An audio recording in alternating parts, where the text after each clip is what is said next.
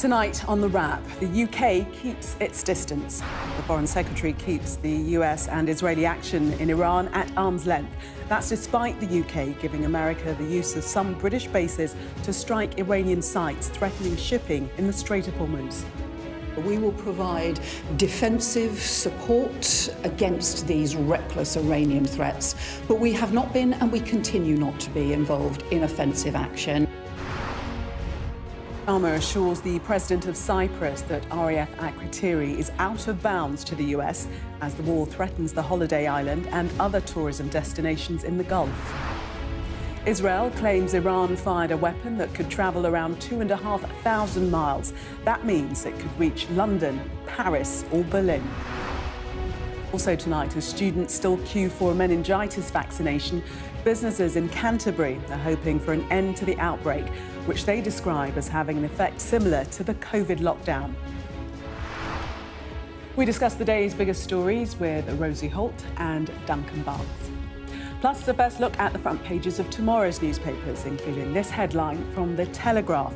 Iran's missiles can now reach London. Israel warns Starmer.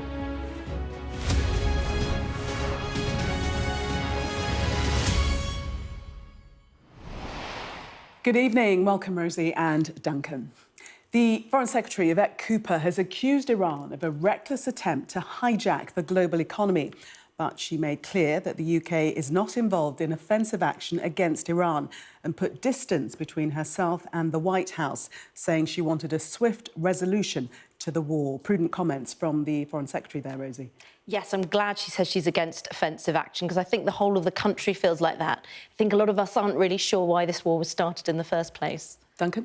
A masterclass in diplomacy from our Foreign Secretary, though I suspect many people in Iran and the regime will think we are actually at war and being quite offensive towards their country. Interesting point. Well, her comments came after Iran launched a missile attack on the British-held island of Diego Garcia. That came soon after Sir Keir Starmer gave the US the use of some British bases to strike Iranian sites threatening the Strait. Let's hear what the Foreign Secretary had to say in full. We've seen the latest in Iran's reckless strikes aiming at Gulf partners, at international shipping, at allies and British interests as well. And that is why we have continued to support defensive action, to support UK interests, including defensive action against ballistic missile threats. But we want to see, as swift as possible, a resolution to this conflict that supports regional security and stability, because that is what we need for UK security and our economy as well. Did that attack have any bearing on the government's decision yesterday? Well, our approach to this conflict has been the same throughout. We were not and continue not to be involved in offensive action, and we've taken a different view from the US and Israel on this. But we are supporting defensive action to support our interests in the UK national interest, and that includes recognising Iran's escalating threats to international shipping, as well as their threats to our Gulf partners, none of whom were involved in the initial strikes as well. We want to see a swift resolution to this conflict, because that is what is in everyone's interests. Well, let's bring in now political correspondent Nick Martin. Nick, the Foreign Secretary there, very keen to distance the UK from the offensive action of the US and Israel. Well, good evening, Gillian. It's certainly fascinating to continually see how the UK government is beginning to stray away from the views of the US and Israel. Just worth repeating what Yvette Cooper just said there. She says, we are not and continue not to be involved in any offensive action, and we've taken a different view from the US in Israel. It is absolutely crystal clear that the UK government has absolutely zero appetite for this war, which is why Yvette Cooper, and in statements this weekend from the Prime Minister and Downing Street, are saying they want this war to end, and quickly. We will defend ourselves if necessary, and we recognise the pain that this war is causing, not just around the world, but more importantly for the UK government, British citizens who've seen a pretty much immediate hike in the cost of their living through fuel and gas and bills. And so that is starting to come through loud and clear now, as if it wasn't already pretty clear. Having said that, Britain is still committing significant amounts of military assets to the region to continue what it calls defensive action, Navy, Air Force. But it is clear tonight that Britain is a reluctant participant in this war, and they want it to end. Yes, and that view reflected by the public, as you were saying, Rosie, that nobody wants to get involved in this war. Yes, I mean, she kept saying swift resolution, which would be great, but didn't Trump say that it was winding down? He wanted to wind it down. So maybe it's any day now. Well, he said that yesterday. He previously said that the war was won. He also said that he wasn't getting any help from the UK and didn't need it anyway because the war was won. And then he said he did need help. It's almost like you can't trust what he says. Tomorrow morning we'll wake up and there'll be another post on Truth Social, or whatever it's called, and it will have said something else. I mean, I have a degree of sympathy here of our Prime Minister, because you are dealing with the most unpredictable American president, I would argue, certainly in my lifetime, if not in American history. So it's really difficult to know, if you're Keir Starmer, what to do. I think this is so problematic for Labour at a time when they need everything they can get to get the economy back on track. Our cost of living is going to go up. And there's a very famous phrase from the former British Prime Minister, Harold Macmillan. So some Sky News viewers might be old enough to remember Harold Macmillan. He was Prime Minister from 1957 to 63. They called him Supermac. And his phrase was, events, dear boy, events. Where, you know, you try and do everything for your country and get it back on track. But some things just blow the government off course and they can't control it. And I think this is a classic example of that. And it's really difficult to see, if you are Sir Keir Starmer, our Prime Minister, from a domestic point of view, what you do to kind of keep the public on side regarding rising fuel bills, the price at the pumps, gas and electric going up and everything else. And Rosie, are you surprised that we actually heard the Foreign Secretary there saying that the UK takes a different view from the US and Israel? I mean, she's wanting to keep America on side, but actually for the first time saying that we're at odds on this. Yeah, it's quite cheering, I think. I think for ages it felt like Keir Starmer was playing a very difficult game, but also being a kind of Trump whisperer. And it's quite good that he seems to have branched out from that, especially over something as monumentous as this.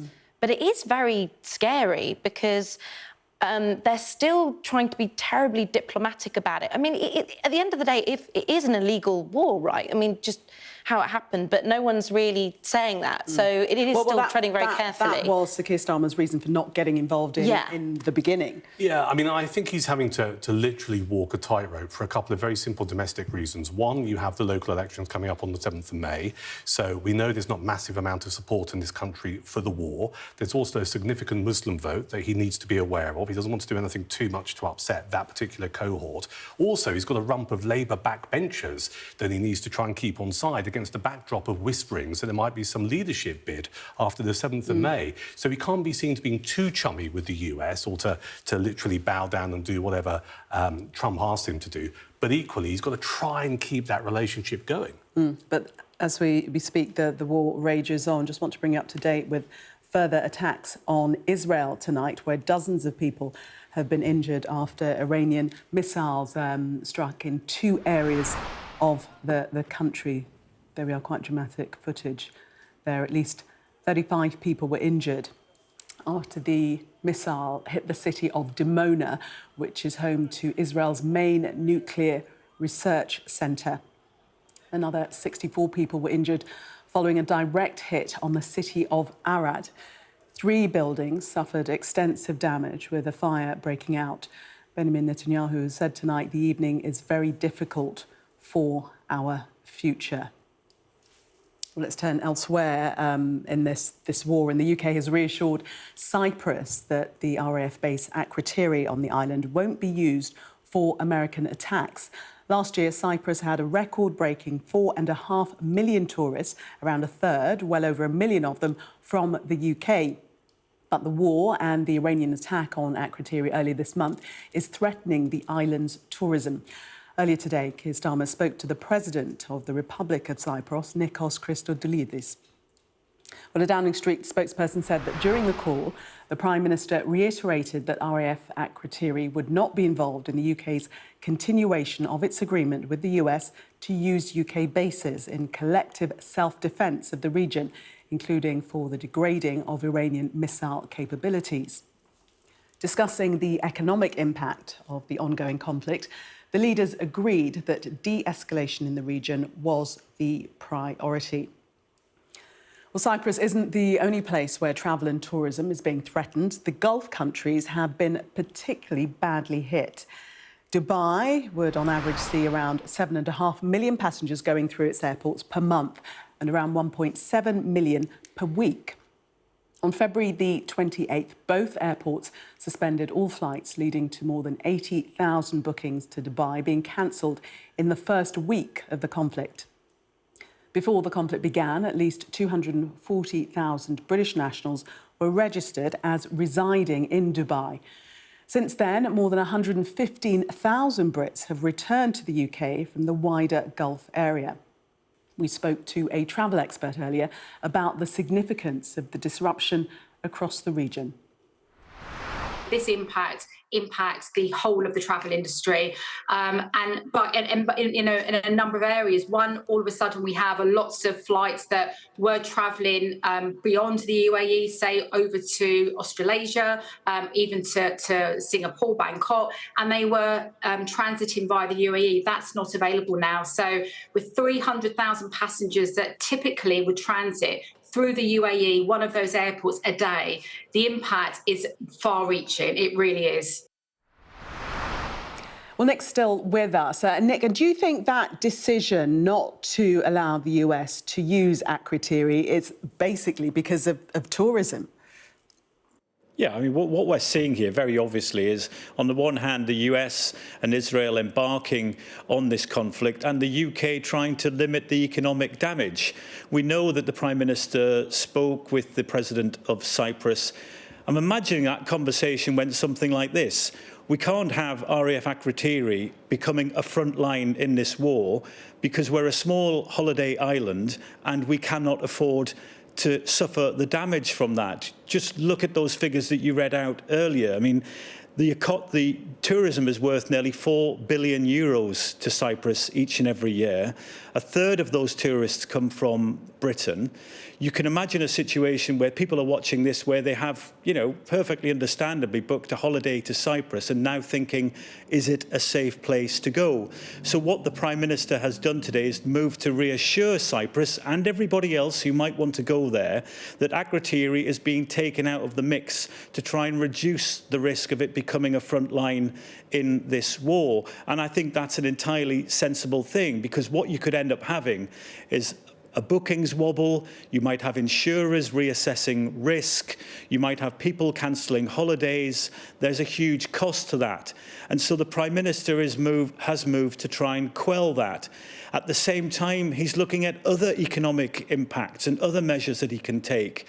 This war is fundamentally a bad thing for British citizens, and so he's also looking at the home front, as I said earlier, to try and reduce that. But Cyprus is a really classic example in this whole scenario of the way that the UK government has had to move to embark on that economic damage limitation that we've been speaking about for the last few days. It is obviously economic damage limitation now that we are figuring on highlighting, because Cyprus, as we said, a record-breaking year last year, 4.5 million tourists, and that can't afford to be dented. There are parallels here with what we saw off the back of 9/11, where the whole airline industry took a massive hit. The longer this conflict, this war continues, you are going to see people understandably going, well, I'm not going to go to that part of the world because I don't think it's safe. You also have the added impact of the cost of fuel for airlines and aeroplanes going up as a result of the pressures in that particular sector as well, which will mean that airlines don't make the money that they normally make because their costs have gone up, or they make less money. So I think the whole tourism, travel and airline sector is in a really difficult position at the moment. And equally, the Gulf states, Dubai was, the luxury holiday destination that so many Brits visited and also lived lived in. And now we're seeing some coming back to the UK, and certainly people not thinking of Dubai as that safe holiday destination anymore. Well, I think also Dubai's whole USP has always been it's safe. There's been a lot of, especially with online content, there's a lot of been made about London and phones being stolen and how Dubai, that doesn't happen in Dubai, and Dubai is so safe. And so the fact that it's now, it feels so dangerous to go there is, I mean, it really shakes their tourism to the core, really. Yeah, and it was sort of put forth by many influencers as there's the holiday paradise, wasn't it? Yeah. It was, and, you know, it just shows how quickly things can change in our geopolitical world. I mean, who would have saw this coming 12 months ago? So it has massive ramifications, and it's interesting, the Cyprus thing, very, very quickly, because when the first drone hit Cyprus back on the 2nd of March, which I believe was fired by Hezbollah out of Lebanon, you know, there were protests from locals, local Cypriots, just going, we don't want any part of this war. We feel really, really vulnerable. So rolled into this tourism aspect, you also have our relationship as a country with the government of Cyprus, because domestically, the Prime Minister is under pressure in Cyprus because there are local people just going, we feel really exposed here and we don't want to be part of it. Well, moving on, Nick, thank you very much for your input there. We're going to move on, and Israel said tonight that Iran fired a weapon that could travel 4,000 kilometres, around 2,500 miles. It claims that such missiles could reach London, Paris or Berlin. Last night, the attack was on the airbase at Diego Garcia. Here's our military analyst, Sean Bell. So Diego Garcia was attacked for the first time last night as part of this conflict. Why is this important? Well, Diego Garcia, shown here, is in the Chagos Islands. It's part in the Indian Ocean. It's UK-owned at the moment, but it's a joint military base. There's only about 50 UK military personnel there, up to 5,000 American personnel, largely focused on the airbase, where they operate a number of their B-1 bombers, and they've been very active throughout the course of the war. Now, there are recent reports overnight that actually 2 Iranian ballistic missiles were fired at the islands. One, we understand, broke up on re-entry into the Earth's atmosphere. The other one apparently was targeted by the US Aegis CM-3 missile system, very expensive, very capable. We don't know exactly whether that hit the missile. What we do know is there's no damage on the ground and no reports of casualties. But the key issue that's of importance here is this range. Before the war, we understood the Iranian missiles, ballistic missiles, could go out to around 2,000 miles, whereas on this time it was over 2,500 miles, the range. And actually, the question then is, could it have actually gone further? Now, the Ministry of Defence has long suspected that Iran is trying to develop missiles to be able to reach continental United States. And of course, if they can get that far, if you look at the top left corner, it can also get to the United Kingdom as well. And that's why it's really important if the UK government is actually re-emphasising at the moment why it's only using its air bases for defensive means, because bluntly, if one of these missiles was fired at the UK, we would be able to track it coming in, but there would be no way of actually shooting it down. If we look at the Straits of Hormuz now, obviously under Iranian control, creating a choke point, it's not just about energy, it's also about food. Many countries in the Middle East cannot grow their own food, and therefore that causes a real issue as well. And if President Trump does decide to walk away, as he is predicted to do, he says he doesn't use the Straits at all, that could create a real big problem. There's no easy military solution to this, and if the US Navy walks away, the West would really be struggling. Iran has had 35 years to prepare, and let's look at some of the capabilities the Iranians have. At the far left, we've got anti-ship missiles. These are Mark III, very capable, sea-skimming missiles, 500-kilogram warheads, actually provided by China. And there's a bit of an oil for arms deal going on here, where China provides 50 of these missiles in return for some of their oil is still getting through the Straits. It's also providing China invaluable operational experience about one of their export missiles. There's also mines, fast patrol boats. These are quite small, often unmanned, packed full of explosives, and individually not too dangerous, but collectively could be a nightmare, and likewise a lot of drones as well in the region. Now, all of this, Iran knows it is no answer to America's military might, and that's why it's developed these bespoke capabilities to retain control of the Straits of Hormuz. And they've got months' worth of supplies of these hidden away. There is no easy military solution to this challenge, although we don't know what the thousands of US Marines are going to do when they arrive in the region. But if Trump walks away, as it looks like he's trying to prepare to do, and declares a military victory, the grave challenge here is it leaves Iran in control of the Straits of Hormuz and potentially grants Iran a strategic success. The worry there that Iranian missiles could reach London, Paris or Berlin. That's the headline in the Telegraph, is Iran's missiles can now reach London. This warning from Israel to Sakir Starmer. Extremely worrying, Duncan. It is, and I think in many ways a game changer, because I think understandably is a mindset that some people have, which is, OK, I see this on the news, but it's somewhere over there.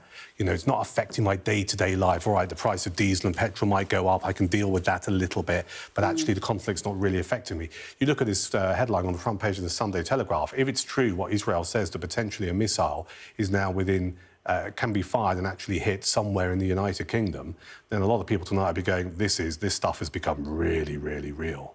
Yes, it does bring it home. I mean, this is following on from the attack on the Diego Garcia, and it marks the first confirmed use of long-range ballistic missiles by Tehran, a distance of some, 2,400 miles. It's terrifying. It's awful. I keep thinking about Yvette Cooper saying swift resolution, and based on this, yes, please. I mean, what it could end up doing is force this country into offensive action, because at what point do you have to just go, do you know what? Yeah. If there's a possibility a missile could be targeted at, somewhere in the United Kingdom, like Watford, for example, just to pluck a name out of the air, at what point do you go, we need to take action to actually stop this happening? And then it becomes offensive, and you are really part of that war. The worrying thing that we heard from Sean Bell there is that we actually wouldn't be able to defend ourselves. We don't have the capability. We'd be able to track it coming in, but we wouldn't be able to defend ourselves. So, for example, Israel has this dome. They call it this kind of Iron Dome, which means if missiles are launched against a country, there's the technologies in place to shoot down the majority of those missiles. And they've had that for many years for very good reasons. We don't have any technology like that. So, again, we'd be able to track it, but we don't necessarily have the capability to shoot them down in the way that other countries do. And the ultimate fear is that these missiles, or is that Iran is developing these missiles to be able to reach as far as the United States of America. Yeah. I mean, you both know more about this than me, but I feel that there's that worry, isn't it, that any kind of action on our part which feels offensive could invite this to happen. So, again, it's walking that tightrope of going, it's defensive action, but is Iran going to see it like that? You see, I already think we are seen as a target by Iran for all kinds of reasons. Sadly, despite Yvette Cooper, our Foreign Secretary, doing an absolutely first-class job of saying a lot and not saying a great deal at the same time, but making it clear, look, we're not here to launch or go to war against Iran. I do think there'll be a segment of the Iranian regime who see the United Kingdom, because of its relationship with the United States of America, as a fair target, sadly.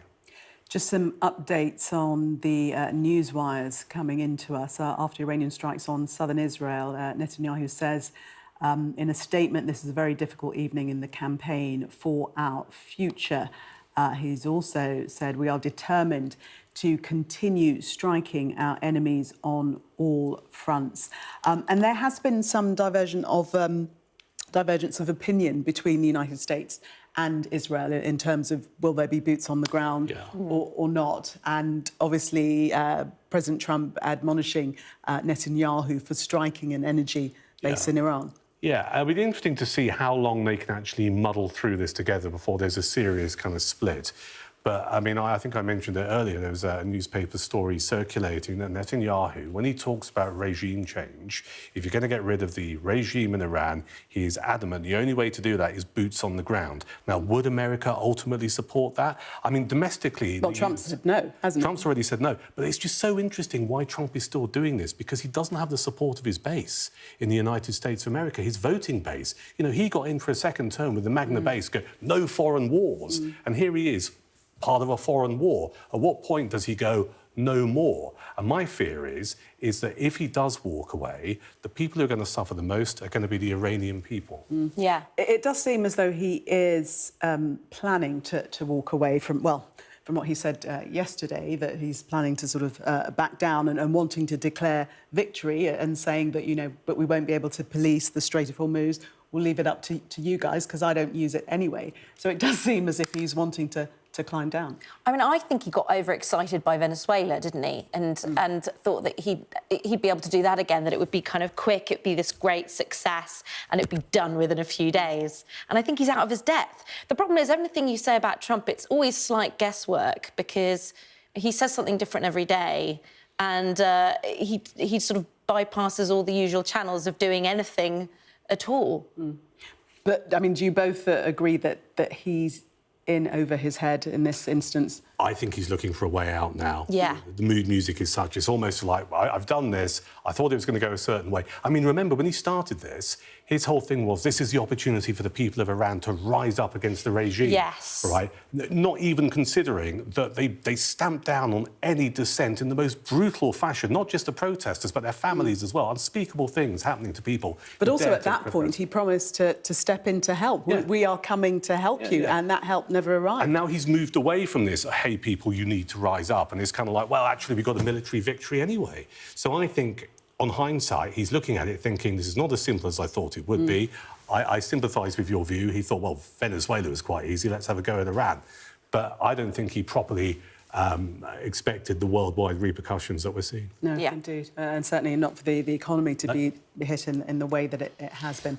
Let's take a break, shall we? When we come back, we'll take the first look at what's making the front pages of tomorrow's newspapers. Do stay with us.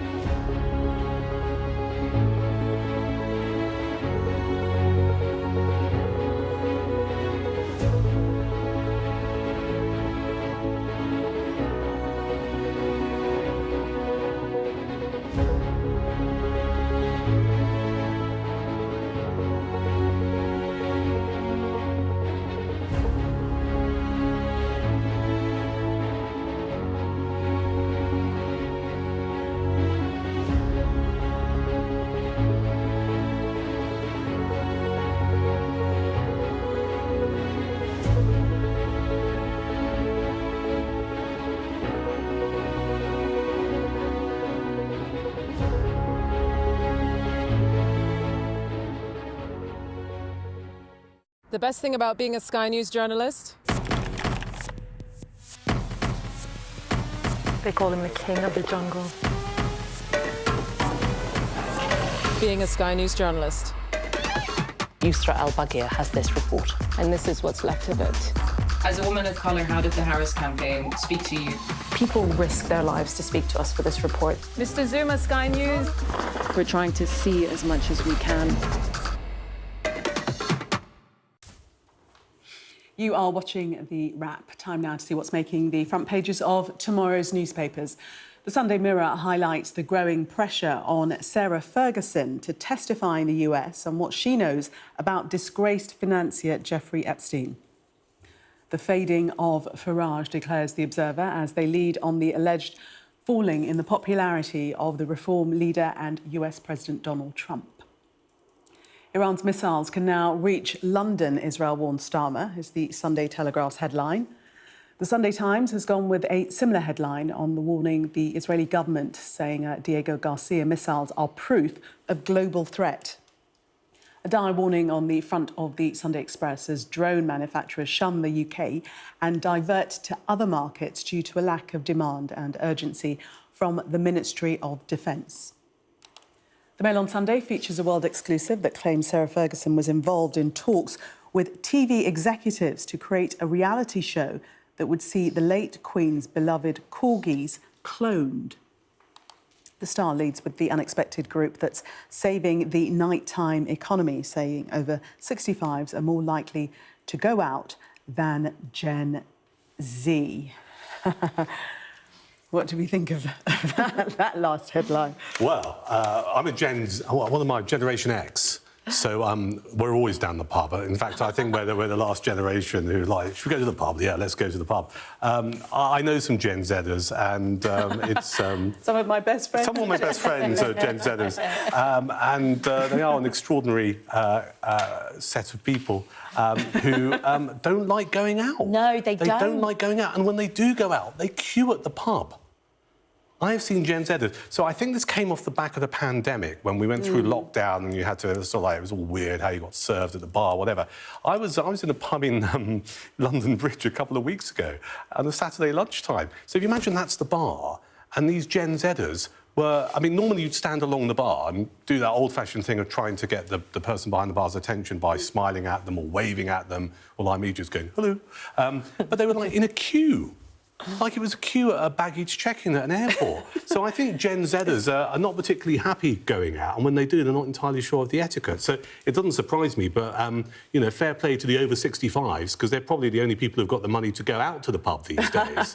Basically, Gen Zs are not fun. That's the problem, isn't it? They're not fun. Are you a Gen Zer? No, but thank you very much. Are you a millennial? I'm a millennial. Millennial. Yeah. Yeah, but they're not going out. They're also not having sex as much. They're not drinking as much. What are they doing? Playing video games? I think they're talking to each other on the internet. Yes. I quite like just you. realised we're just insulting all the Gen Zers. But, you Should we have a look at some of the other stories in the papers? Let's start with the Mail front page and strictly in another controversy, this time an ageism row after sacking their 44-year-old pro dancer. Who wants to take us into this? Rosie? Yeah, I mean, it's interesting, isn't it? Because I was trying to remember the name. I don't know my Strictly well enough, but who is the... This is a quiz. Who is the male dancer who always gets the Anne Widdecombe's and the people like that? And he's a bit old. He's a bit more of an older gentleman. Anton de Beck? No. Oh, not Anton. He's the only older one that I know. I'm well out of my comfort zone here. I don't know anything about Strictly. But it is. But it does seem to be. It's not just ageism. It's always ageism towards women, isn't it? It's especially where. I mean, we were talking before about before we went on air about Arlene Phillips, who again that was a whole ageism row. She was replaced by Alicia Dixon, who's 30, and she found out about it on the radio. And there does seem to be a dual. It doesn't seem to affect men in the same way. As a woman, I think that's what irritates me most So it's ageism and sexism rolled it into one. Your thoughts on that? So you don't think Duncan? ageism applies no, listen, to men? Duncan, no, I do think it does. I do think it does, but not in the same way and not as much. I think what's interesting about this, I wrote a piece for the Daily Express a couple of weeks ago off the back of this fascinating bit of research that appeared in a human resources publication about how increasingly people in their 50s who are made redundant are finding it really hard to even get shortlisted or get job interviews for vacancies. And this piece of research was genuinely shocking. So people what they're doing is they're age cleaning their CV. So when you look at it, well, you don't put the dates in about where you were working or where you went to university. So you just have your experience, because it leads people to go, hang on a second, they're a bit old. They've been around the block several times. But even worse, there are examples of people who are having Botox ahead of a job interview because they wanted to look younger. And I found myself thinking, you know, in what world is this acceptable? And I do think in certain areas of society, ageism is seen as the last accepted prejudice. There are supposed to be laws in place to protect against any kind of prejudice in society today.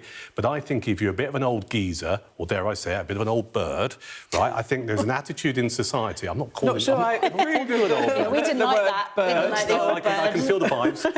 But I think if you're an older person in society, there are certain elements of it who actually look at you and just go, oh, actually, I just think there might be a bit past it, it might not be right or whatever. And I think it does need addressing. I think, Rosie, you're right, though. I think that applies more to women. I think, you know, women are more discriminated against in terms of ageism. Look, because as a husband to a wife and a daughter, I would agree. I would agree with that. So father of a daughter. Yeah. That's what... Yeah, father of a daughter. Husband to a wife, father of daughter. Yeah, I would agree with that. I think women are disproportionately affected by it. But what do we do about it? How do you stop it happening? That is the question. Yes, start, I don't know, getting more old ladies on that dance floor. Or on the telly box. On the telly box. I fall into that older lady category. It's a minefield. Not old bird. I wasn't even going to nod in your direction there, Gillian, because I thought... You're trying very hard not to look at me, Duncan, I noticed. Let's change tack completely. Have a look at the Express front page. And this story about drone manufacturers shunning the UK due to government dithering. Take us into this, Duncan. This is quite depressing, this story, and you would have thought, given where we are geopolitically in the world, not just with what's happening with Iran, but actually with what we've seen over the last few years with Ukraine and how the world can change so quickly, you would think that this government, and I'm not just going to pummel this government, but you'd think that defence spending would become a priority and decision-making when it comes to defence procurement would be number one.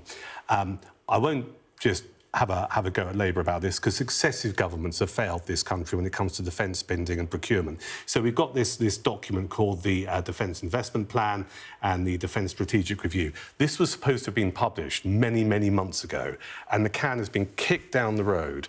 And there is a problem, it seems, when it comes to our government deciding what he wants to do with the defence of the nation. Now, there's no two ways about it. It costs more money. So you have to have a degree of sympathy. It's like, where does this money come from? And there is a view circulating in government circles, which is, well, maybe we take from the international aid budget and we put some of the money into defence. But Labour backbenchers think, well, that's not what the Labour Party is about.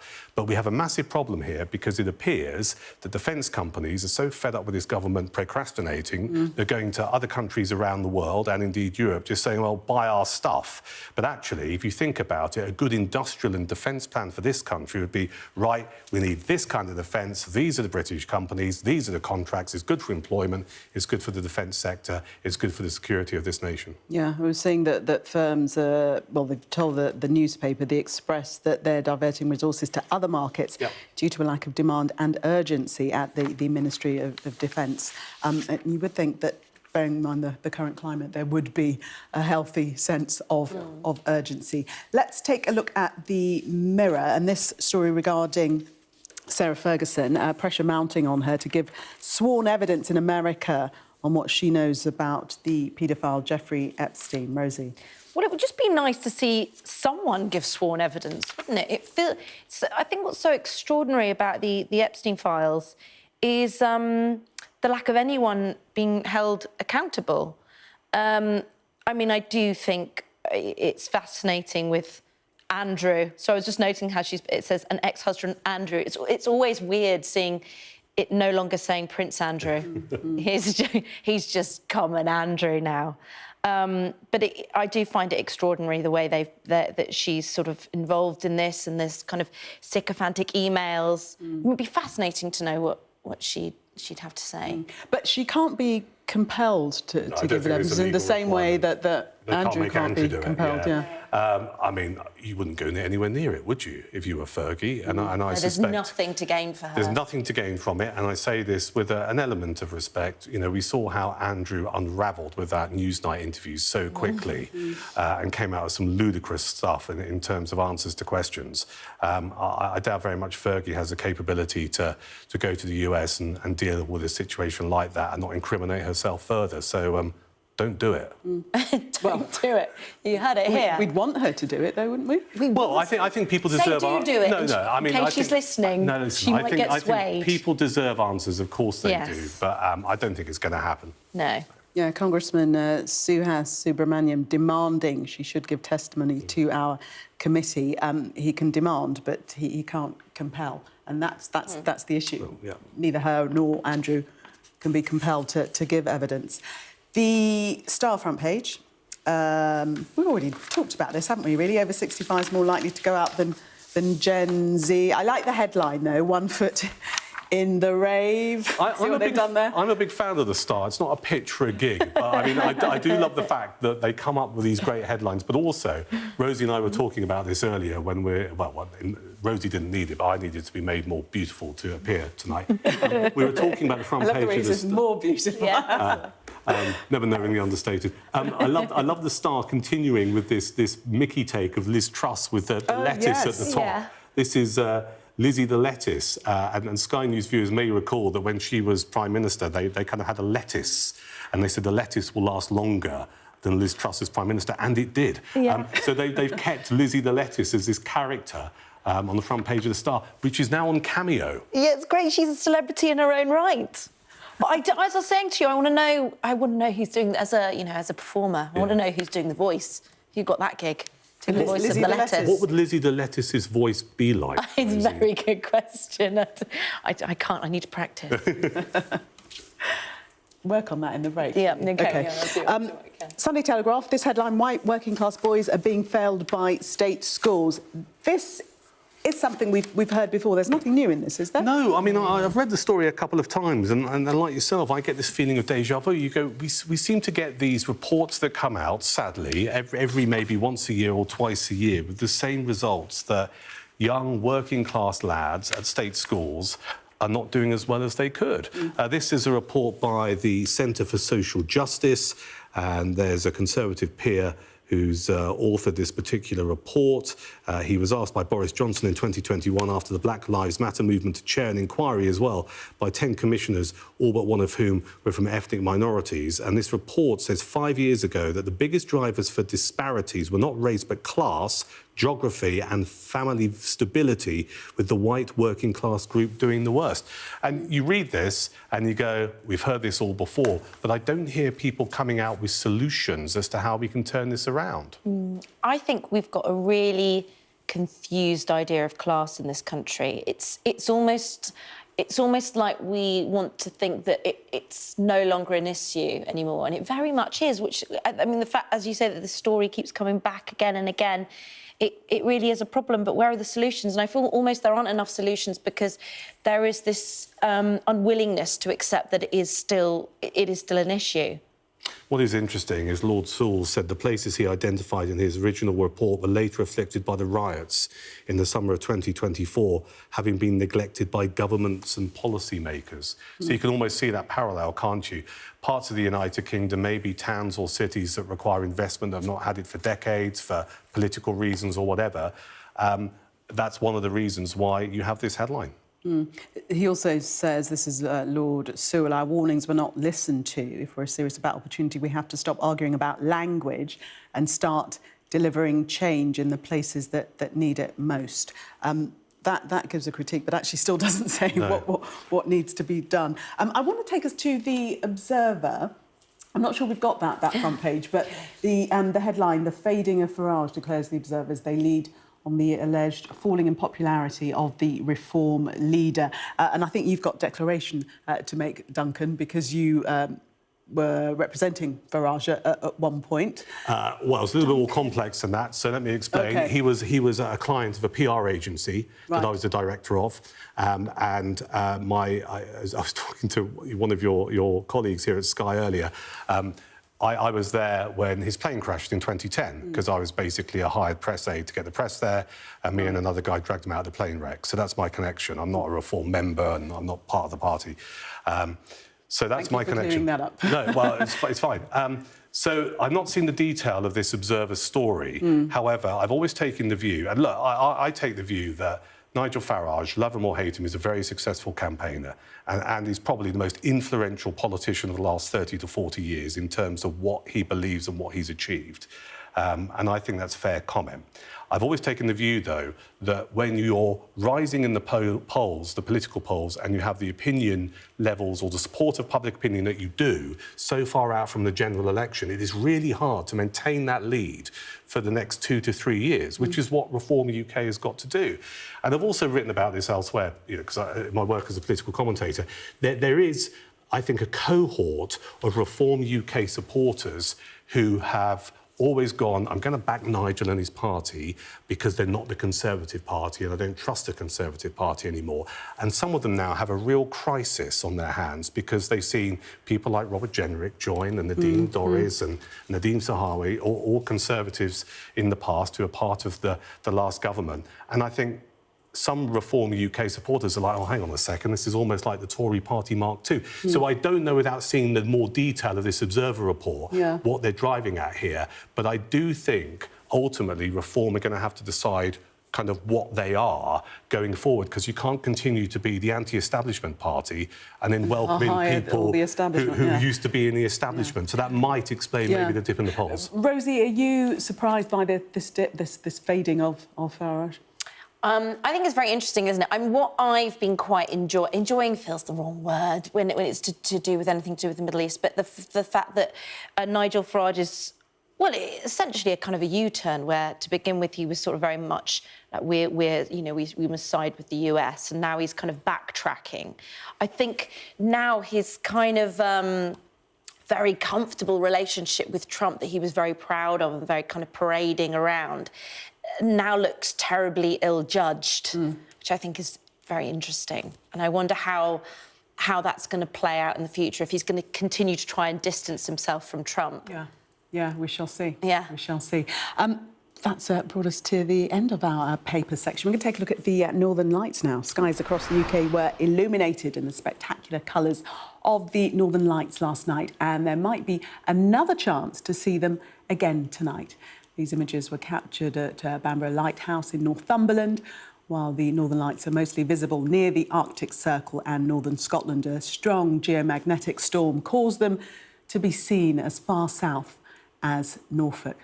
Absolutely stunning. So last night we had fantastic displays high overhead. I'm suspecting that will happen again tonight, but only because these great conditions are going to bring the auroras further south, which means, yes, sky watchers in the UK will have a chance to catch them, especially in the northern parts, for example, Scotland, the north of England, perhaps North Wales as well. So if it's clear, we're in for potentially a very good display, better even than the one on Friday. Ooh, you going to try and catch them? If I can, yeah. It all depends on the weather. Do we have a weather update? Is it going to be cloudy? Do we know? Oh, that's coming up later. Rosie? Oh, I'd love to. I've tried in the past and failed. It's hard to get it right, isn't it? It looks beautiful. It does. Yeah, it does. Absolutely stunning. Thank you very much, both, for taking us through the papers and viewing the Northern Lights with us. We shall try and catch them in real time tomorrow. Now, coming up, Everton comfortably beat Chelsea to boost their European push. This and the rest of the sport on the way next. A show of military might and menace. Why should the West trust you? Frankly, I don't care whether the West trusts us or not. Sky News. Get the full story first. Have a quick word for Sky News. Is the West right? Are you fueling Russia's war machine? American journalist Evan Gershkovich is on trial here, but was first on display. I'm Ivor Bennett, Sky's Moscow correspondent. I urge you not to look away. If Hamas hands the hostages over, they will end this conflict. The world has been watching. Good to see you again. How are you? Did she say how he was? The conditions are awful. The jets were ordered to come back. Historic day here today. How will you respond if India does launch airstrikes? They'll be all out to war. I'm just going to put some body armor on. I'm Yalda Hakim. I'm Neville Lazarus, and I'm Sky's reporter based in Delhi. Over the next 45 days, an estimate 400 million Hindu pilgrims are expected to converge here in Prayagraj on the banks of the holy river Ganga and Yamuna. Jubilation in the streets, while some emotional. This is a political victory for Prime Minister Modi and his Hindu Nationalist Party. We take you to the heart of the story in the largest democracy in the world. We've got your Sunday mornings covered. From the front page and the sounds of the streets to the voices of the people who make the major calls and big picture politics beyond Westminster. We'll put you at the heart of our story. I'm ready. Are you? Join me, Trevor Phillips, Sunday mornings on Sky News. Hear that whistle and that crunch? We know that they're coming from the south of the city where there's a column of Russian armoury. I'm Alex Crawford and I'm Sky's special correspondent based in Istanbul. Look at that sheet of flames, and that has happened within minutes, and now it's coming from both sides, and it's moving this way.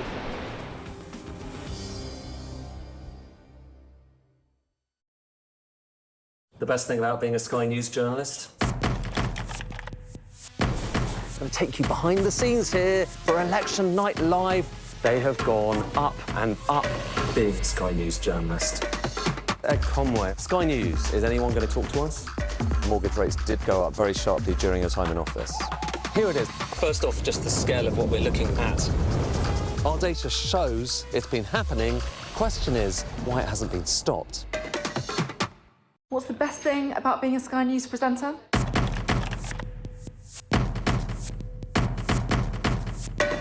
We've done the work and the reading, so you don't have to. Being a Sky News presenter. Hello and welcome. Westminster, the heart of British politics.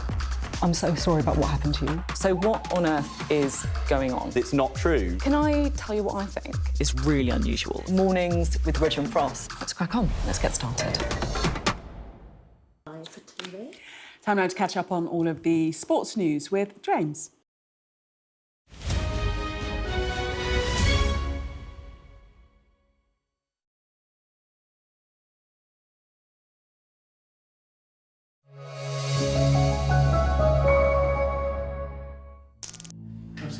Yeah.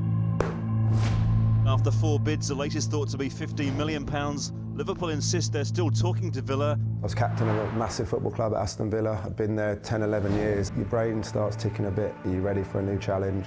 What is happening with Gareth Barry? I was talking with Martin O'Neill privately before, so he knows our ideas clearly.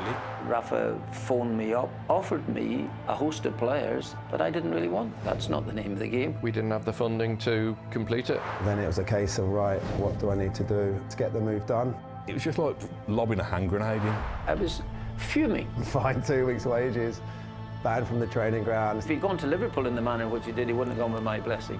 I would never have spoken to him again. To make that so personal against Martin O'Neill, I'm amazed he ever actually played for Aston Villa again.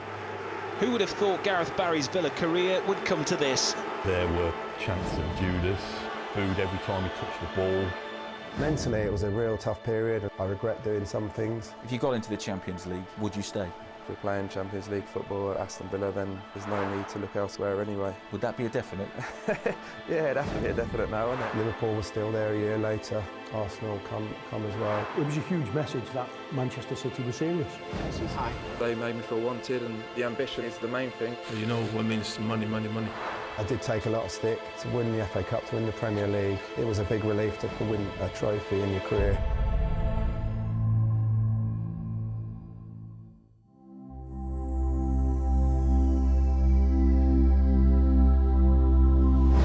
rise from youth team player to Premiership regular is rarely an easy one. It's certainly a busy time for Gareth Barry, with a 5-year senior contract waiting for him at Villa Park. The manager's had a word to me about it, but hopefully I'll be signing it soon.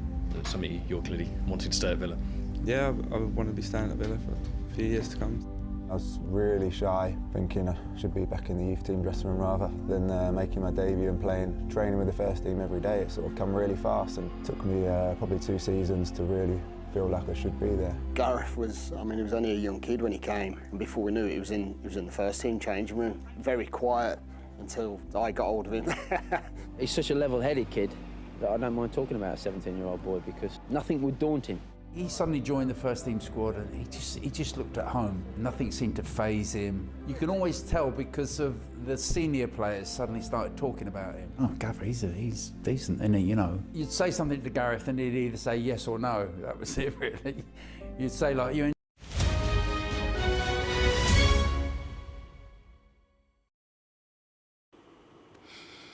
James, thank you. Let's take a look at the weather now for you.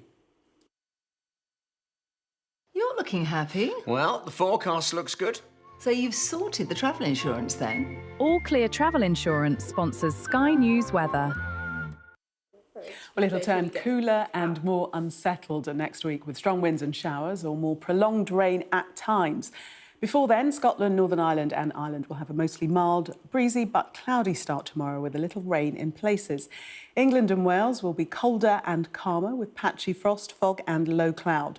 Northern and central Scotland, Northern Ireland and the northwest of Ireland will see cloud and sporadic patchy light rain giving way to sunny spells and a few showers during the morning, with the showers mainly in the northwest. All Clear Travel Insurance proudly sponsors Sky News Weather.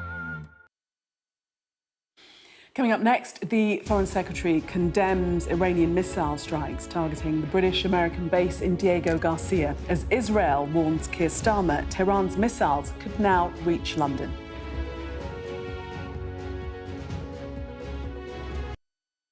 What's the best thing about being a Sky News journalist? Who's funnier? Being a Sky News journalist. A special edition of The World with me, Yalda Hakim. Pakistan has the right to respond. You're like, what? Historic day here today. Congratulations, this is a huge moment. But what happens now? The best thing about being a Sky News journalist? They call him the king of the jungle. Being a Sky News journalist. Yusra Al-Baghir has this report. And this is what's left of it. As a woman of colour, how did the Harris campaign speak to you? People risk their lives to speak to us for this report. Mr. Zuma, Sky News. We're trying to see as much as we can.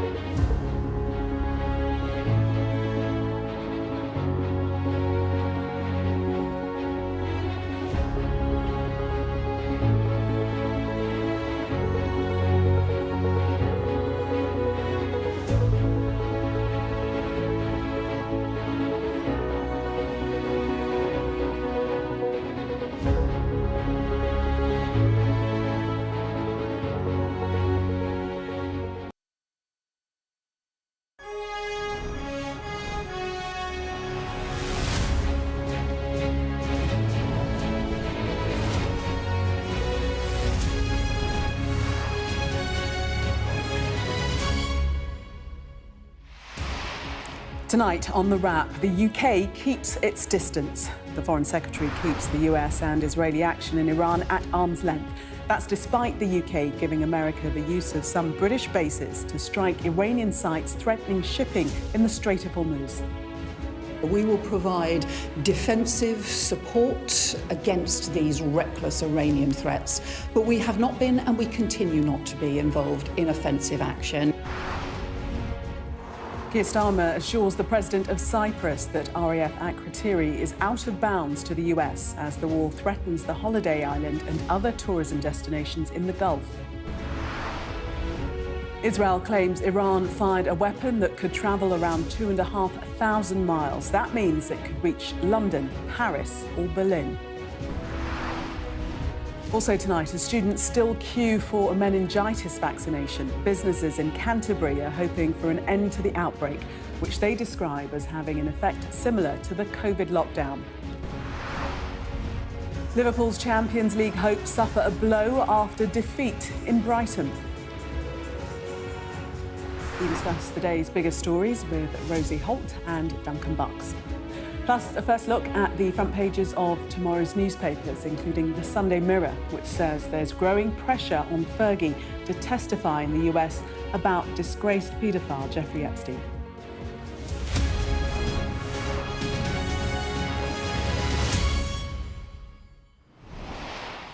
Good evening. Welcome, Rosie and Duncan. Now, the Foreign Secretary, Yvette Cooper, has accused Iran of a reckless attempt to hijack the global economy.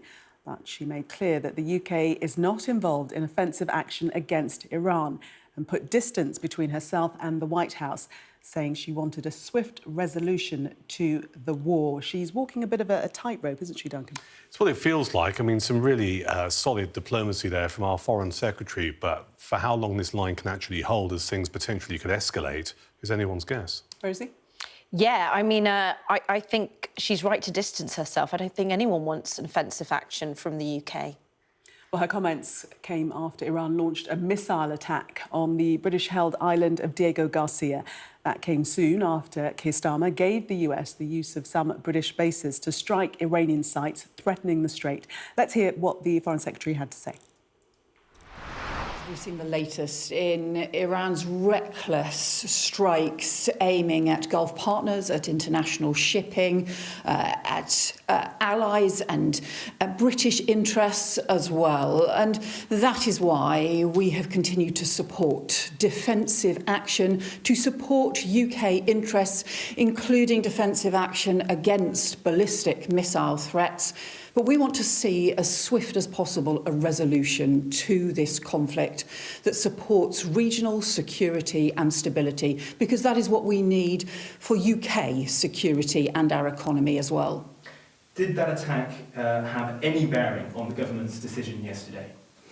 Well, our approach to this conflict has been the same throughout. We were not and continue not to be involved in offensive action, and we've taken a different view from the US and Israel on this. But we are supporting defensive action to support our interests in the UK national interest, and that includes recognising Iran's escalating threats to international shipping, as well as their threats to our Gulf partners, none of whom were involved in the initial strikes as well. We want to see a swift resolution to this conflict because that is what is in everyone's interests. Meanwhile, Israel said tonight that Iran fired a weapon that could travel 4,000 kilometres, around 2,500 miles. It claims such missiles could reach London, Paris or Berlin. Our military analyst Sean Bell takes a closer look at Tehran's targeting of the airbase in Diego Garcia. So Diego Garcia was attacked for the first time last night as part of this conflict. Why is this important? Well, Diego Garcia, shown here, is in the Chagos Islands. It's part in the Indian Ocean. It's UK-owned at the moment, but it's a joint military base. There's only about 50 UK military personnel there, up to 5,000 American personnel, largely focused on the airbase, where they operate a number of their B-1 bombers, and they've been very active throughout the course of the war. Now, there are recent reports overnight that actually 2 Iranian ballistic missiles were fired at the islands. One, we understand, broke up on re-entry into the Earth's atmosphere. The other one apparently was targeted by the US Aegis CM3 missile system, very expensive, very capable. We don't know exactly whether that hit the missile. What we do know is there's no damage on the ground and no reports of casualties. But the key issue that's of importance here is this range. Before the war, we understood the Iranian missiles, ballistic missiles, could go out to around 2,000 miles, whereas on this time it was over 2,500 miles, the range. And actually, the question then is, could it have actually gone further? Now, the Ministry of Defence has long suspected that Iran is trying to develop missiles to be able to reach continental United States. And of course, if they can get that far, if you look at the top left corner, it can also get to the United Kingdom as well. And that's why it's really important if the UK government is actually re-emphasising at the moment why it's only using its air bases for defensive means, because bluntly, if one of these missiles was fired at the UK, we would be able to track it coming in, but there'd be no way of actually shooting it down. If we look at the Straits of Hormuz now, obviously under Iranian control, creating a choke point, it's not just about energy, it's also about food. Many countries in the Middle East cannot grow their own food, and therefore that causes a real issue as well. And if President Trump does decide to walk away, as he is predicted to do, he says he doesn't use the Straits at all, that could create a real big problem. There's no easy military solution to this, and if the US Navy walks away, the West would really be struggling. Iran has had 35 years to prepare, and let's look at some of the capabilities the Iranians have. At the far left, we've got anti-ship missiles. These are Mark III, very capable, sea-skimming missiles, 500-kilogram warheads, actually provided by China. And there's a bit of an oil for arms deal going on here, where China provides 50 of these missiles in return for some of their oil is still getting through the Straits. It's also providing China invaluable operational experience about one of their export missiles. There's also mines, fast patrol boats. These are quite small, often unmanned, packed full of explosives, and individually not too dangerous, but collectively could be a nightmare, and likewise a lot of drones as well in the region. Now, all of this, Iran knows it is no answer to America's military might, and that's why it's developed these bespoke capabilities to retain control of the Straits of Hormuz. And they've got months' worth of supplies of these hidden away. There is no easy military solution to this challenge, although we don't know what the thousands of US Marines are going to do when they arrive in the region. But if Trump walks away, as it looks like he's trying to prepare to do, and declares a military victory, the grave challenge here is it leaves Iran in control of the Straits of Hormuz and potentially grants Iran a strategic success.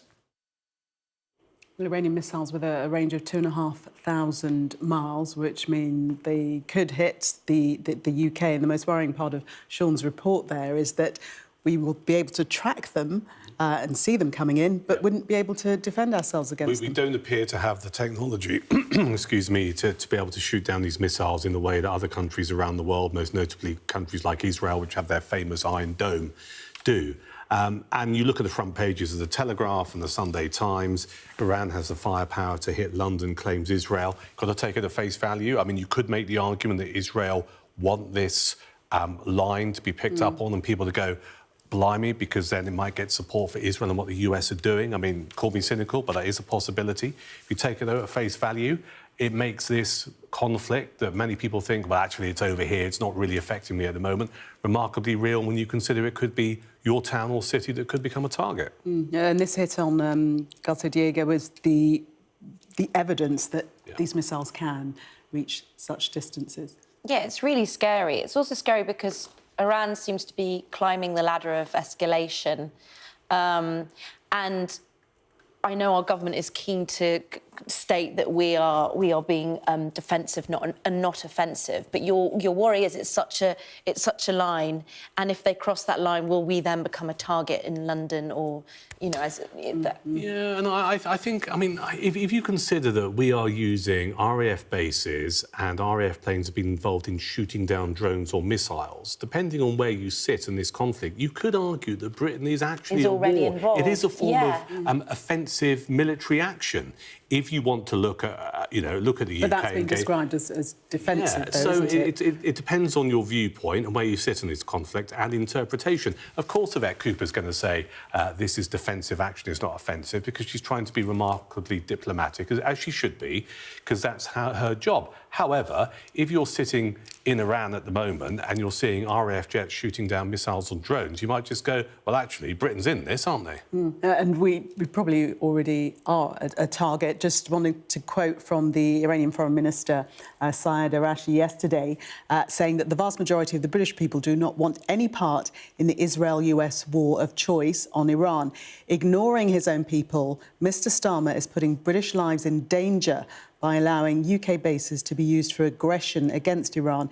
Iran will exercise its right to self-defence. So, as you were saying, the Iranian perception is that we are involved in this war on an offensive basis. Yeah, it's really scary. Also because, I don't think anyone in the UK wants this war. And I think it's really worrying what you were saying about how is it being viewed? We're trying to be incredibly diplomatic and still be an ally to America, but also making clear that we're not directly involved in the war. It's very, very difficult. I don't know how we carry on walking that tightrope. But I think domestic audiences will now be increasingly worried that we are a target, and we might see, repercussions in terms of terrorism on these shores. Exactly. For the majority of people, I would argue that they go, oh, blimey, my lease-driven leaded's gone up a bit this week, or diesel's almost knocking 180 a litre, as I noticed on the A3 coming in earlier. Blimey, that's the impact it's having on me. You look at the headlines on Sky News tonight and the front pages of Sunday's newspapers, and potentially there's a missile now. There's Iran capability to launch missiles that could, we don't know 100%, but it could reach these shores. People go, this is taking the turn that I hadn't expected. What do you think people's views are on Sir Keir Starmer allowing bases to be used by the Americans? Because initially he denied them that. He got some pushback from Donald Trump, and then U-turned on that decision. Yeah, it's a very good question. I mean, one of the headlines was talking about Keir Starmer being dithering, not necessarily on this, but I think that is how he's perceived, as not really having a backbone. And I think I think people want, and I completely understand why they can't, but I think people would like to see a sort of show of strength against what America are doing and against this war. And the fact that they're having to be diplomatic makes people angry. Yeah, I think you're bang on the money there. At times like this, countries crave leadership. And I think this feeds into the narrative that Keir Starmer might be a good manager, but he's not necessarily a leader. And if you look back over the history of time, you can look at Margaret Thatcher, you can look at Tony Blair. You might not like what they stood for, what they did, but you knew what they were about. And I think at times like this and situations like this, it puts Keir Starmer under a spotlight, and we're not seeing any real leadership now. But didn't he display leadership at the beginning when he refused to get involved because this is potentially an illegal war? And he actually did stand firm against Donald Trump. And then what happened next?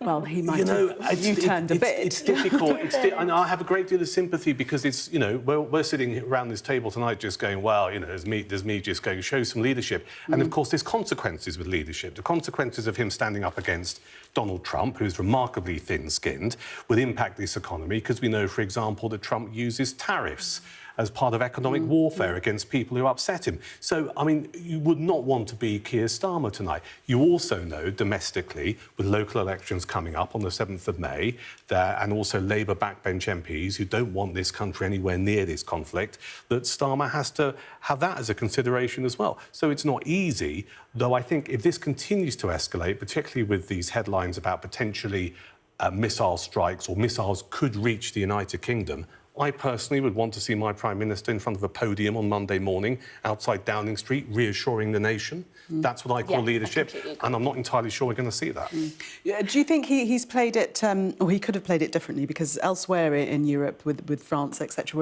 we're not seeing that level of commitment that he's now given with the bases being used by the United States. So he's actually put his head above the parapet as to you know, all of the other players, because there was the call out from Donald Trump for help, we need warships, and they all sort of shriveled and said, sorry, we're not going to help. So, I mean, Keir Starmer has put his head above the parapet, hasn't he? Yeah, I guess, but I think it's like Duncan said. There's something quite workmanlike about Keir Starmer in that he kind of, when he came into power, he was very sort of proud of the fact he didn't have an ideology, and he was sort of like, I'm just going to go in and I'm going to fix things. But I think people need more than that. They need to feel there's that there is a kind of narrative and an ideology. Leadership. Leadership. Yeah, exactly. I think we need leadership. Easy for you to shout from that armchair, as you said yourself. That's what I'm paid to do. As you said yourself. Well, let's bring you up to date with further attacks tonight on Israel, where dozens of people have been injured after Iranian missile strikes in 2 areas of the country. At least 35 people were injured after an Iranian missile hit the city of Dimona, which is home to Israel's main nuclear research centre. Another 64 people were injured following a direct hit on the city of Arad. 3 buildings suffered extensive damage, with a fire breaking out following the strikes. Benjamin Netanyahu has said tonight the evening is very difficult for the country's future. Now in Cyprus, the UK has reassured their government that the RAF base at Kriteri on the island won't be used for American attacks. Last year, Cyprus had a record-breaking 4.5 million tourists, around a third, well over 1 million of them, from the UK. But the war and the Iranian attack on Kriteri earlier this month is threatening the island's tourism. Earlier today, Keir Starmer spoke to the President of the Republic of Cyprus, Nikos Christodoulidis. A Downing Street spokesperson said that during the call, the Prime Minister reiterated that RAF at Kriteri would not be involved in the UK's continuation of its agreement with the US to use UK bases in collective self-defence of the region, including for the degrading of Iranian missile capabilities. Discussing the economic impact of the ongoing conflict, the leaders agreed that de-escalation in the region was the priority. Well, Cyprus isn't the only place where travel and tourism is being threatened. The Gulf countries have been particularly badly hit. Dubai would on average see around 7.5 million passengers going through its airports per month and around 1.7 million per week. On February the 28th, both airports suspended all flights, leading to more than 80,000 bookings to Dubai being cancelled in the first week of the conflict. Before the conflict began, at least 240,000 British nationals were registered as residing in Dubai. Since then, more than 115,000 Brits have returned to the UK from the wider Gulf area. We spoke to a travel expert earlier about the significance of the disruption across the region. This impacts the whole of the travel industry, but in a number of areas. One, all of a sudden we have lots of flights that were travelling beyond the UAE, say over to Australasia, even to Singapore, Bangkok, and they were transiting via the UAE. That's not available now. So with 300,000 passengers that typically would transit through the UAE, one of those airports a day, the impact is far-reaching. It really is. So we can surmise from that the decision not to use RAF at Kriteri, or not to allow the use of by the Americans, is primarily because of tourism, because of the number of people visiting Cyprus. Yeah, and I don't think that's a massive surprise. I mean, Cyprus is a destination for many, many people. It's a great island. At times like this, you see the conflict that's going on around the world. If you'd booked a holiday to Cyprus, maybe the summer holidays this year, you'll be thinking, am I going to keep that booking? Do I want to go? Do I want to risk the safety of my family? It's a very genuine concern to have. I think predominantly it is driven by the concerns of impact to tourism, which many places like Cyprus rely on. I also think there's a domestic issue in Cyprus, because when the first drone attack was made at the beginning of March, I believe by Hezbollah, launched from Lebanon, there are protests in the street and there's graffiti all over the capital. People just saying, locals, Cypriots, just saying, we don't want to be part of this. You know, there might be an RAF base here, but it makes us vulnerable, it makes us a target. And there was a news story circulating yesterday about the government in Cyprus wanting to have a conversation with Keir Starmer, and it may have been part of this conversation about the future of the RAF base on the island, because this has really brought into the spotlight how vulnerable that is. And remember, we're still waiting for HMS Dragon, which sailed out of Portsmouth a number of days ago to get down to Cyprus to protect Cyprus. Now, last heard of it was off the coast of Gibraltar. Last that I read online from a Royal Navy source was that it's due to be down near Cyprus by Monday. But that has taken the best part of 2 weeks to get that Type 45 destroyer down there. And which was the country, or who was the country, rather, that could send a naval vessel down there and did it before the United Kingdom? It was France with their aircraft carrier, the Charles de Gaulle. So you've got a lot of really hacked-off Cypriots just thinking, well, we've got your RAF base here, and actually, you're not doing a very good job of protecting us. Yes, and they will have wanted assurances from the Prime Minister that they're safe, wouldn't they? Yeah. I mean, I totally... what you said about them being really hacked off, you would be so angry, because it's sort of this war that they shouldn't have any part of, and I mean, it's extraordinary. Talking about tourism, we've obviously been speaking about Cyprus, but also we must remember the Gulf states, which are very popular with tourists. Dubai, you're seen as the safe kind of luxury holiday, much frequented by influencers, you know, posting videos and pictures of what a luxurious holiday you can have there, but primarily thought of as a safe holiday destination. Well, not just holidays, but, you know, there was this idea circulating. If you're a young Brit and you're looking at this country at the moment and you're thinking, is not the land of opportunity for you, Dubai is the place to go. And certainly there's this online view backed up by influencers all over Instagram and TikTok just going, come to Dubai, it's fantastic, have a great life here. And as we saw with Ukraine, and now we're seeing with this particular conflict, everything can change literally overnight. Yeah. Before the conflict, just that, to bring in that stat, at least 240,000 British nationals were registered as residing in Dubai. Yeah, I mean, I was talking to a friend who had a family member who were planning to move to Dubai, and simply because they were looking at all the crime statistics in London and really hyping themselves up, and they were going, this is where we want to go somewhere that is safe, and so it's their whole USP, especially when it comes to tourism or people living there, that it's this sort of safe haven for crime, and now you're seeing these photos of completely empty streets. It's extraordinary. It seemed to have happened so quickly. Yeah, well, 240,000 British nationals registered, as we say, residing in Dubai, but since the war, more than 115,000 Brits have returned to the UK. That's from the wider Gulf area, so that's quite an alarming stat, really, and shows you that people are no longer feeling safe where they once did. We're going to take a break. When we come back, hundreds more students queued for meningitis B jabs today as the number of cases linked to the Kent outbreak rose to 34. Stay with us for more.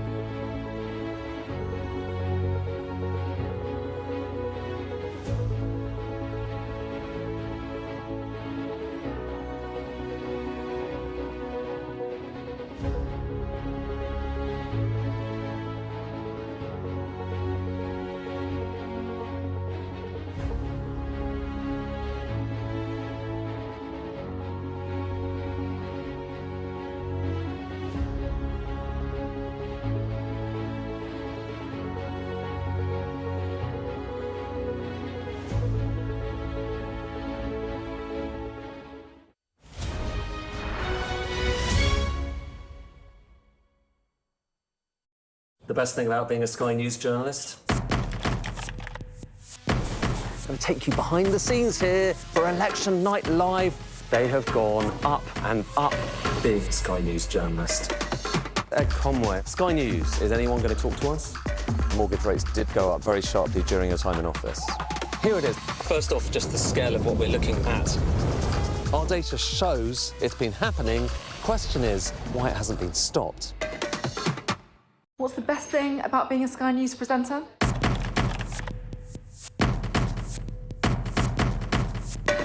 We've done the work and the reading, so you don't have to. Being a Sky News presenter. Hello, and welcome. Westminster, the heart of British politics. I'm so sorry about what happened to you. So what on earth is going on? It's not true. Can I tell you what I think? It's really unusual. Mornings with Rich and Frost. Let's crack on. Let's get started. What's the best thing about being a Sky News journalist? Who's funnier? Being a Sky News journalist. A special edition of The World with me, Yalda Hakim.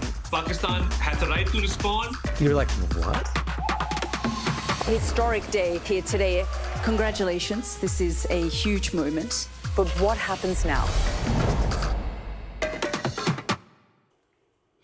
You are watching The Wrap. Let's take you into the story regarding meningitis now. And the number of cases linked to the outbreak in Kent has risen to 34 as hundreds of students queued for a third day to get vaccinated. Businesses in Canterbury say the area is the quietest it's been since COVID due to the outbreak, but are hopeful visitors are making their way back. Our national correspondent Tom Parmenter has more. People are returning to this ancient city after one of its toughest weeks since COVID. The loss of 2 young people to meningitis has hit hard. Others are still in hospital. When the outbreak was linked to a nightclub here, many just stopped socialising. Last night was one of our worst Fridays, probably since COVID. Yeah, definitely. And I don't think tonight's going to be much better. We normally have a DJ, we would normally have door staff, but we've put both off. And we've had to put a couple of our staff off as well. That means the Cricketers is only doing a quarter of their usual trade.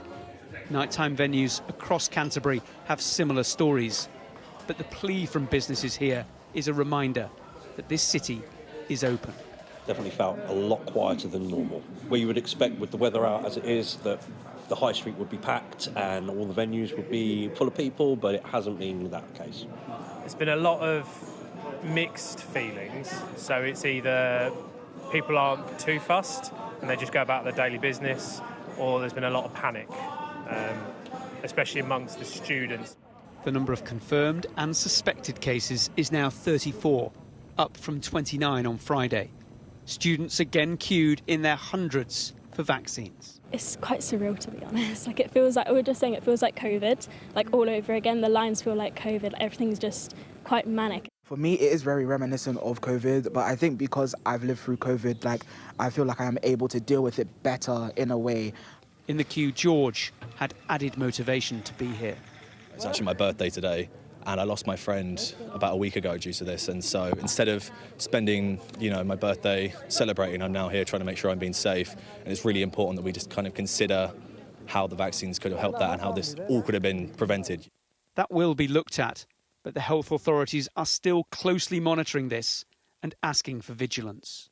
If they're ill, of course, and they're sick and they've got symptoms, they should go to the hospital quickly. This can be a very dangerous disease. Otherwise, they should go about their business, really. The important message is the antibiotics really work. They will stop the spread of this by 90%. Most of these types of outbreaks are contained eventually by widespread use of antibiotics, and that's exactly what's happening here. It's too early to say whether the peak of this outbreak has been reached, but everyone here is hoping that it has. Tom Parmenter, Sky News, Canterbury. We saw the comparison there to what it was like during COVID. We're nowhere near that extent, but I suppose the long queues, wearing of masks, it is reminiscent for a lot of people. There are certainly parallels. I mean, I saw an interview a couple of days ago, and there was a young woman who actually used the term triggered. She said, this is I'm triggered by this because it takes me back to those days of the pandemic and the COVID and how it impacted on people. And I think one of the things, one of my takeaways from this is it actually, when you hear comments like that, it does make you realise there's a generation who have been really impacted by the pandemic and the restrictions in place. I have a little bit of skin in this particular game, to use a phrase. I have a daughter who's at university, not in Kent, a little bit further away from Kent, but in her world and her friendship group, they're like, blimey, what happens if it comes to us here? So that kind of narrative is slowly developing. I think part of the problem is, and there were criticisms against the health agency in Kent for taking maybe perhaps too long in actually addressing this and getting information out, is when you have a situation like this, people desperately crave data and info about what can happen, what they should do and what they shouldn't do. And I just think one of the main lessons from this is, it was the UK Health Agency who got the criticism, rightly or wrongly, I don't know, but I think whenever you have a situation like this, particularly if it's concentrated in somewhere like a university, people, one, are scared, petrified, because meningitis is this strain is absolutely awful, but two, they just need someone to say, this is what you need to do. And if you don't fill that vacuum quick enough, people start to panic. Might have been criticism that they were slow to act, but since the outbreak, there have been 2,500 people vaccinated, so definitely action has been taken now. Yeah, that's really positive. I also think it's really interesting what you say about this person talking about being triggered, because I definitely think as a country, everyone was quite traumatised by lockdown and COVID, and no one's really dealt with it. And I can totally imagine how it must be really scary in Kent. And just looking at the footage there of those queues, it does feel very reminiscent of COVID times. Yeah. And the younger generation perhaps affected the most by COVID in terms of education and university years. Let's see what's making the front pages of tomorrow's newspapers for you now. Well, Iran's missiles can now reach London, Israel warns Starmer, is the Sunday Telegraph's headline. The Sunday Times has gone with a similar headline on the warning. The Israeli government saying Diego Garcia missiles are proof of global threat. A dire warning on the front of the Sunday Express as drone manufacturers shun the UK and divert to other markets due to a lack of demand and urgency from the Ministry of Defence. The Sunday Mirror highlights the growing pressure on Fergie to testify in the US on what she knows about the paedophile Jeffrey Epstein. Meanwhile, the Mail on Sunday claims Sarah Ferguson was involved in talks with TV executives to create a reality show that would see the late Queen's beloved corgis cloned. The fading of Farage, declares The Observer, as they lead on the alleged falling in popularity of the Reform leader, and pictured the US President Donald Trump there, pictured together. The Star leads with the unexpected group that's saving the nighttime economy, saying over 65s are more likely to go out than Gen Z. Presumably because they have the cash to if you were going to be a little bit chippy about it, you might go, these baby boomers are the only people who've got the cash because they made a stack with equity on their property, quite possibly have got a second private pension and are living the high life. I want to know where they're going. Oh, so we can join them? Yeah, they can buy us around. I think that's true. But I think also, I mean, Gen Z, I just think they're having less fun. I think all the statistics point that they're drinking less, they're not going out as much, they're not having sex. It's just a bit sad. Doesn't mean they're not having fun. Because they're not doing all I think you need all those things to have fun. That's just a little bit more about you. Should we look at more... No, I take that. That's fine. It's fair. Shall we look at more serious fare? We'll start with the Telegraph front page. Rivals accuse Sir Keir Starmer of covering up attack on UK-US Chagos base that revealed the range of Tehran's weapons. And this is the warning from Israel to Sir Keir Starmer that the missiles can now reach London. Yeah, I'll be honest with you, I'm not clear on the timeline regarding this, but certainly Kemi Badenoch, the Conservative leader, and Nigel Farage, leader of Reform UK, are using it as an opportunity to have a pop at Sir Keir Starmer, as you would expect them to do, saying that he's not been 100% clear regarding this attack on the Chagos base, and consequently, potentially the military capability that Iran has regarding these missiles.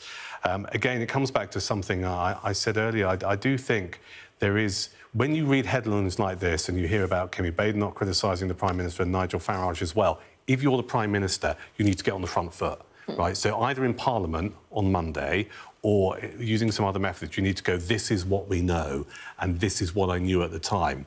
Because otherwise you let other people, your political rivals, actually gain the narrative. And that's what it looks like at the moment. You know, you've got the front page of the Telegraph and you've got two political leaders of different parties just saying to Starmer, you weren't clear with the country about this. It's quite an accusation, though, isn't it, accusing him of a cover-up, in effect? I have a question I don't know the answer to. I mean, that's what one asks a question generally, isn't it?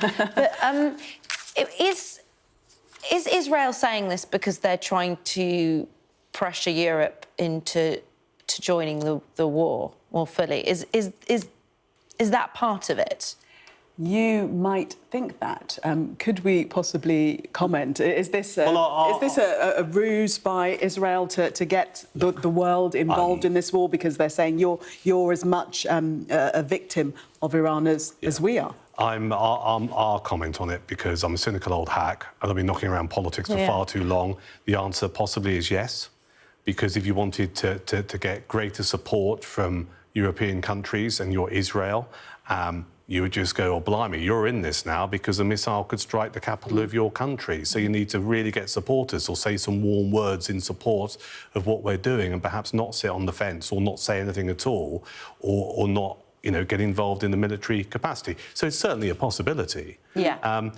Again, it's about information. I would like to see more hard and fast evidence, and it might be, to be fair, on the inside pages of these newspapers that we've not seen yet tonight, of actually something that proves that this is a genuine case of, well, look, they do have this capability, as opposed to Israel just saying, yeah, well, they've got it.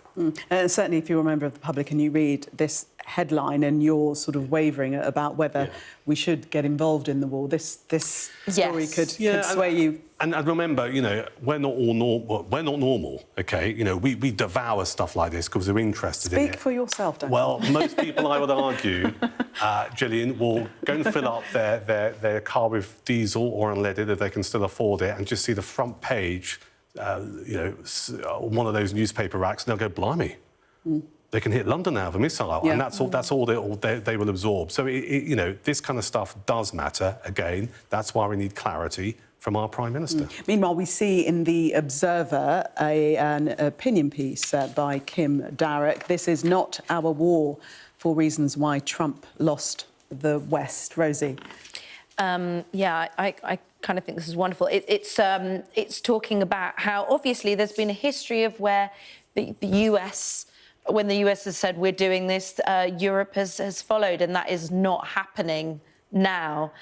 It's very, very interesting how he's sort of losing support everywhere and no one really wants to get involved. I mean, it's the article's talking really about why Europe are not wanting to get involved and why they've held off Donald Trump's pleas for help. So Lord Darroch was the US ambassador to the US for 3 years between 2016 and 2019. And in this piece he's done for The Observer, he's highlighted 4 reasons why he believes Trump has lost the West. It's really, really interesting.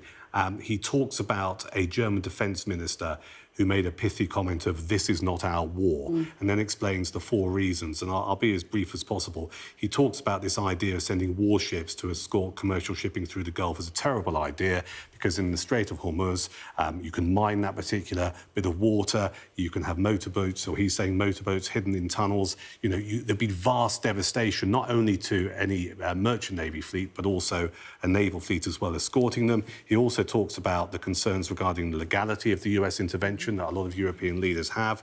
He also talks about that this whole operation was seen as America first. It was planned alone. No one else really knew it was happening.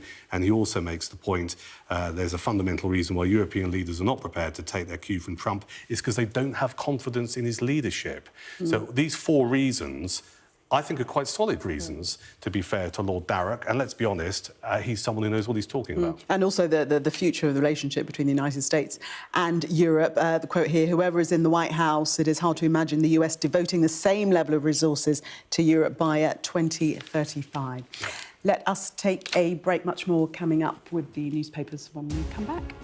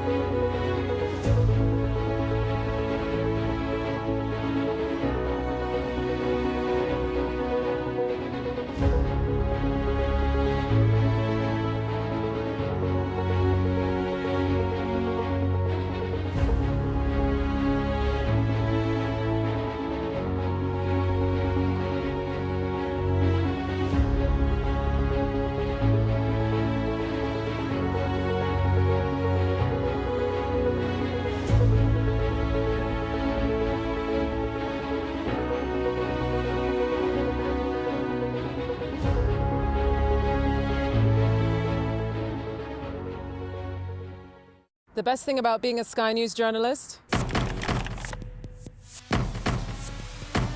They call him the king of the jungle. Being a Sky News journalist. Yusra Al-Baghir has this report. And this is what's left of it. As a woman of colour, how did the Harris campaign speak to you? People risk their lives to speak to us for this report. Mr. Zuma, Sky News. We're trying to see as much as we can. Still with me, Rosie and Duncan, taking us through the newspapers. Let's start this section by having a look at the Times front page and this story about Prince William and his faith, how he practices his Christianity. Duncan. Yeah, apparently there's long been a question mark over William's faith and how much of a Christian he is. He says he's not devout, but he does believe. He says he's got a quiet faith and a commitment to the Church of England. And, of course, this is significant because at some point he will replace his dad, King Charles, and, of course, become head of the Church of England. So it's an interesting little piece on the front page of the Times. Apparently a source close to the Prince said this week is an opportunity to be very clear in people's minds when he walks into Canterbury Cathedral of where he stands. For him, it is a drawing of a line in the sand of where he's at, and it's really important that the question over his commitment to the Church is cleared up. So now we know. Now we know. I do think they've kind of jazzed the story up, haven't they? I mean, they've written after years of doubt, like we've all been worrying, going, when's he going to tell us what he thinks? What's he about? What's he about? Fine, now everyone can go, finally, he's not devout, but he does believe. Yeah, this comes days before he attends the Archbishop of Canterbury's enthronement. Yeah. So I guess that's why this story is on the front page of the newspaper. But as you say, I don't think many people were doubting his commitment. I don't think it's the most burning issue at the forefront of people's minds. Not at the moment. Let's move on to the Mail, and this is a bizarre story. The headline: Fergie plot to clone the Queen's corgis for reality TV. Discuss, Duncan. Well, I was sitting having my slap put on downstairs earlier, and this flashed up on my phone, and I ran in to see Rosie. I went, "You're not going to believe what's on the front page of the Mail on Sunday." And we both kind of reread it twice, because in any other world you'd go, this has got to be made up, but it appears not. It talks about Sarah Ferguson, who we know in the past has, trying to put it politely and legally, has always been keen to find ways of earning money. And this particular story talks about she came up with this idea for an extraordinary reality TV show with a company to try and clone the late Queen's beloved corgis. Now, I'm a dog owner, but I didn't realise that pet cloning is highly contentious. I didn't even know it was a thing. Oh, no, yes. Yeah. So it's very expensive, apparently. Yeah, so this is a world exclusive on the front page of the Mail on Sunday, confirmed by Hollywood producers as a bold and controversial business venture. Quite how far down the line Fergie actually got with this is anyone's guess. Let's stay on the front page of the Daily Mail, because Strictly is back in controversy at the BBC. The headline there says, after sacking 44-year-old pro dancer, apparently there's a correction there, she's 43.